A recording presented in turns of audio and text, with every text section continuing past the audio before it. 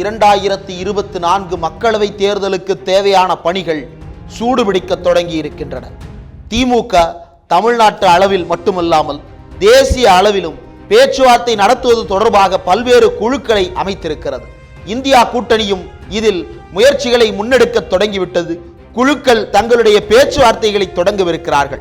இந்த நிலையில்தான் நாடாளுமன்ற தேர்தலை ஒட்டி அறிக்கை தயாரிக்கும் குழு ஒன்றும், தேர்தல் ஒருங்கிணைப்பு குழு மற்றும் கூட்டணி கட்சிகளுடன் பேச்சுவார்த்தை நடத்தும் குழு என்று 3 குழுக்களை திமுகவின் தலைமை கழகம் அறிவித்தது. அந்த குழுக்களினுடைய கூட்டங்கள் ஒவ்வொன்றாக நடைபெற தொடங்கி இருக்கின்றன. நேற்றைக்கு நாடாளுமன்ற தேர்தல் ஒருங்கிணைப்பு குழுவினுடைய கூட்டம் நடைபெற்றது. அந்த கூட்டம் முடிந்த பிறகு திமுகவினுடைய எம்பி கனிமொழி அவர்கள் தலைமையிலான தேர்தல் அறிக்கை தயாரிப்பு குழு இன்றைக்கு கூடி ஆலோசனை நடத்தி இருக்கிறார்கள். என்ன நடக்கிறது என்பது பற்றித்தான் இன்றைய கோடாங்கி.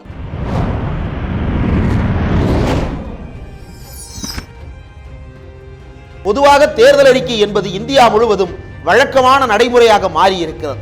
ஒவ்வொரு கட்சியும் தேர்தலை சந்திப்பதற்கு முன்னால் அறிக்கை அவசியம் என்பது இப்போது கட்டாயமாக மாறி இருக்கிறது. ஆனால் 1950களிலும் 60களிலும் நிலைமை அப்படி அல்ல. அந்த சூழ்நிலையிலும் திமுக தான் முதலாக தேர்தல் அறிக்கை என்ற ஒன்றை தயாரித்து அதன் அடிப்படையில் மக்களை சந்தித்து தேர்தலில் வெற்றி பெற்றால் இதையெல்லாம் நிறைவேற்றுவோம் என்கின்ற வாக்குறுதிகளை அளிக்க தொடங்கியது. அதனைத் தொடர்ந்து இப்போது இந்தியா முழுவதும் உள்ள அத்தனை கட்சிகளும் தேர்தல் அறிக்கையை தயாரித்துக் கொண்டிருக்கிறார்கள். அந்த தேர்தல் அறிக்கைகளிலும் கூட திமுகவின் தேர்தல் அறிக்கை எப்போதும் கூடுதல் கவனம் பெறக்கூடியதாக அமைந்திருக்கும். காரணம், அவர்கள் வெளியிடக்கூடிய அறிவிப்புகள் அவ்வளவு மக்களை ஈர்ப்பதாகவும் மற்ற கட்சிகளிடமிருந்து வேறுபட்டதாகவும் அமைந்திருக்கின்றன. அப்படித்தான் தமிழ்நாட்டில் இலவச வண்ண தொலைக்காட்சி பெட்டியில் இருந்து மகளிர் உரிமை தொகை வரைக்கும் வந்து சேர்ந்தது. இதையெல்லாம் தாண்டி ரூபாய்க்கு ஒரு பிடி அரிசி, இஸ்லாமியர்களுக்கான சிறப்பு உள் ஒதுக்கீடு என்று பல்வேறு சமூக மக்கள் நல திட்டங்கள் அறிவிக்கப்பட்டுள்ளன. சமூக நிதி திட்டங்கள் அறிவிக்கப்பட்டுள்ளன. இந்த நிலையில்தான் திமுகவின் தேர்தல் அறிக்கை எப்போதும் தேசிய அளவில் முக்கியத்துவம் வாய்ந்ததாக பார்க்கப்படும். அப்படி இந்த தேர்தல் அறிக்கை எதை மையப்படுத்தி இருக்க போகிறது என்கின்ற எதிர்பார்ப்பு இப்போதும் இருந்து கொண்டிருக்கிறது.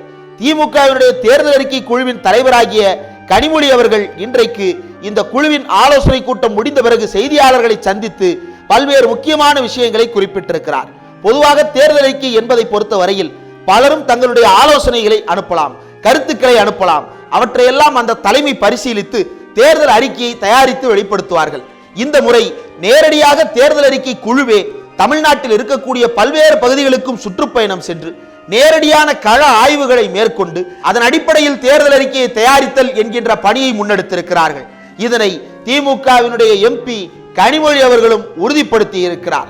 இந்த கூட்டம் முடிந்த பிறகு செய்தியாளர்களை சந்தித்த கனிமொழி அவர்கள் வரக்கூடிய நாடாளுமன்ற தேர்தலுக்காக திமுக தேர்தல் அறிக்கை தயாரிக்கும் குழு கூட்டம் நடைபெற்றது. தமிழகத்தின் பல்வேறு பகுதிகளுக்கும் சென்று அங்குள்ள மக்கள், தொழிலாளர்கள், கல்வியாளர்கள் ஆகியோரின் கருத்துக்களை கேட்க உள்ளோம்.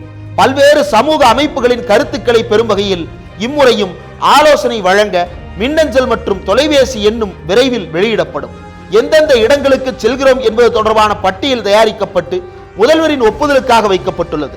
எப்போதும் போல இம்முறையும் திமுக தேர்தல் அறிக்கை முக்கிய பங்காற்றும் என்று தெரிவித்திருக்கிறார். அப்போது பத்திரிகையாளர் ஒருவர் திமுகவின் தேர்தல் அறிக்கை இந்த தேர்தலிலும் கதாநாயகனாக இருக்குமா என்று கேள்வி எழுப்பிய போது, ஏன் கதாநாயகியாக கூட இருக்கலாம் என்று கனிமொழி அவர்கள் பதில் சொல்லி இருக்கிறார். இந்த குழு பலரையும் உள்ளடக்கியதாக அமைக்கப்பட்டிருக்கிறது.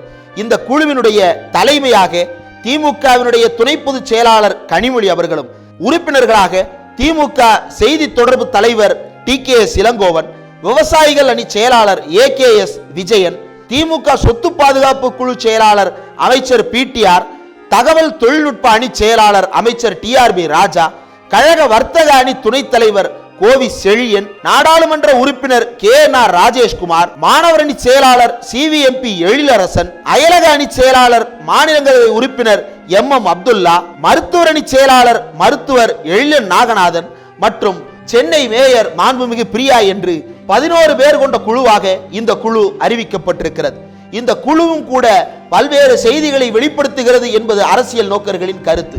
பொதுவாக திமுகவினுடைய தேர்தல் அறிக்கை குழு என்பதை பொறுத்த அளவில் கண்டிப்பாக TR பாலு அவர்களின் பெயர் இடம்பெறும்.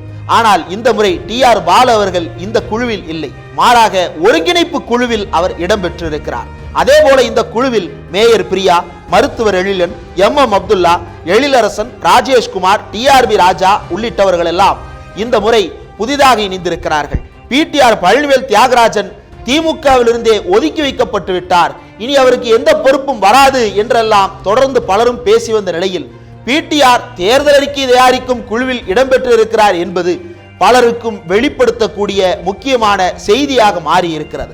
காரணம், PTRிடமிருந்து அமைச்சர் பொறுப்பு மாற்றி வழங்கப்பட்ட பிறகு PTR கட்சிக்குள் முக்கியமான முடிவுகள் எடுக்கப்படும் பொழுது கலந்தாலோசிக்கப்படுவது இல்லை, அவர் கட்சியில் தனித்து விடப்பட்டிருக்கிறார் என்றெல்லாம் ஒரு பக்கம் கதைகள் வந்து கொண்டிருந்தன. பல நிகழ்வுகளும் அதனை உணர்த்துவது போல ஆங்காங்கே நடந்து கொண்டிருந்தன. ஆனால் திமுகவினுடைய தேர்தல் அறிக்கை குழுவில் PTR இடம்பெற்றிருக்கிறார், அதுவும் நாடாளுமன்ற தேர்தலுக்கான தேர்தல் அறிக்கை குழுவில் இடம்பெற்றிருக்கிறார் என்பது தலைமை PTRின் மீது இப்போதும் தொடர்ந்து பாசத்தை வெளிப்படுத்தி கொண்டுதான் இருக்கிறது என்பதை காட்டுகிறது என்று சுட்டி காட்டுகிறார்கள். மேலும் இந்த முறை திமுகவினுடைய தேர்தல் அறிக்கையை பொறுத்த அளவில் இந்தியா கூட்டணி என்கின்ற ஒரு கூட்டணி ஏற்கனவே முடிவாக்கி இருக்கிறது. போன முறை திமுகவினுடைய தேர்தல் அறிக்கையில் இருந்த பல விஷயங்கள் காங்கிரஸ் கட்சியினுடைய தேர்தல் அறிக்கையிலும் இடம்பெற்றதை பார்க்க முடிந்தது. பொதுவாக தமிழ்நாட்டு அளவில் மட்டுமே பேசப்பட்டு வந்த நீட் எதிர்ப்பு உள்ளிட்ட விவகாரங்கள் எல்லாம் காங்கிரசினுடைய தேர்தல் அறிக்கையிலும் எதிரொலித்தது. தமிழ்நாடு கோரிய பல்வேறு கோரிக்கைகளை பற்றி காங்கிரஸ் தேர்தல் அறிக்கை கடந்த முறை பதில் சொல்லி இருந்தது. அதே போல இந்த முறையும் கூட பல விஷயங்கள் கருத்து பகிர்வோடு உருவாக்கப்பட காத்திருக்கின்றன. கள ஆய்வுகள் பல்வேறு விஷயங்களை இவர்களுக்கு உணர்த்தவிருக்கின்றன. இதை திமுக கவனமுடன் செய்தால் நிச்சயமாக மற்ற கட்சிகளினுடைய தேர்தல் அறிக்கையை விட பல மடங்கு மாறுபட்டதாக இருக்கும் என்று சுட்டி காட்டுகிறார்கள். கூடுதலாக திமுகவின் தேர்தல் அறிக்கை தயாரிப்பு என்பதோடு நின்று விடாமல் கடந்த முறை அளிக்கப்பட்ட தமிழ்நாடு மாநில சட்டப்பேரவை தேர்தலுக்கான தேர்தல் அறிக்கையில் நிறைவேற்றப்பட்ட திட்டங்கள் எவ்வளவு, அதனுடைய பயனாளர்கள் யார் யார், அவர்கள் பேசும் காட்சிகள், அவர்கள் அளித்திருக்கக்கூடிய வாக்குமூலங்கள் உள்ளிட்டவையெல்லாம் மக்கள் மத்தியில் கொண்டு சேர்க்கப்பட வேண்டும். அப்போதுதான் இந்த தேர்தல் அறிக்கை கூடுதல் முக்கியத்துவம் பெறும் என்று பலரும் சுட்டிக்காட்டுகிறார்கள். பல்வேறு திட்டங்கள் செயல்படுத்தப்பட்டிருக்கின்றன. நான் முதல்வன், மகளிர் உரிமை தொகை, பேருந்து பயண கட்டண சலுகை உள்ளிட்ட பல திட்டங்கள் சமூகத்தின் பல்வேறு பகுதியினரையும் கவர்ந்து இழுத்திருக்கிறது. ஆனால் இவற்றையெல்லாம் ஆதாரப்பூர்வமாக மக்கள் மன்றத்தில் சமர்ப்பிக்காவிட்டால் எதிர்க்கட்சிகள் திட்டமிட்டு எந்த திட்டமும் நிறைவேற்றப்படவில்லை என்பதை பேசிக்கொண்டே இருப்பார்கள். அதற்கு ஒவ்வொரு முறையும் எத்தனை திட்டங்களை நாங்கள் செய்திருக்கிறோம் என்று தனித்தனியாக பதிலளித்துக் கொண்டிருப்பதை விட மக்கள் தொடர்புத்துறையின் மூலமாக திட்டங்களுடைய பயனாளர்களை மக்களுக்கு அறிமுகப்படுத்தக்கூடிய விஷயங்களை திமுக செய்ய வேண்டும். அதனை தொகுதிதோறும் தெருதோறும் என்று மட்டும் அல்லாமல் பல்வேறு ஊடகங்களில் கொண்டு சேர்க்க வேண்டும் என்பதுதான் மக்கள் எழுப்பும் கோரிக்கை. ஏனென்றால் திமுகவினுடைய அதிகாரப்பூர்வ நாளேடாகிய முரசொலியிலோ கலைஞர் தொலைக்காட்சியிலோ இந்த காணொளிகள் வெளியிடப்படுவது என்பது மட்டும் போதாது. அவை திமுகவினுடைய அதிகாரப்பூர்வ நாளேடு, திமுகவினுடைய அதிகாரப்பூர்வ செய்தி ஊடகம் என்கின்ற அளவிலேயே சுருங்கி விடுகின்றன. பல்வேறு பகுதியைச் சேர்ந்தவர்களும் பல்வேறு ஊடகங்களிலும் இது குறித்தான விஷயங்களை கொண்டு போய் சேர்க்கும் பொழுதுதான் மக்கள் மத்தியில் அது பரவலாக பேசப்படும். நாடாளுமன்ற தேர்தலுக்கான அறிக்கைக்கு இது கூடுதல் வலு சேர்க்கக்கூடியதாக அமையும் என்பது பலரது கோரிக்கை. திமுக தலைமை என்ன முடிவெடுக்கிறது பொறுத்திருந்து பார்ப்போம்.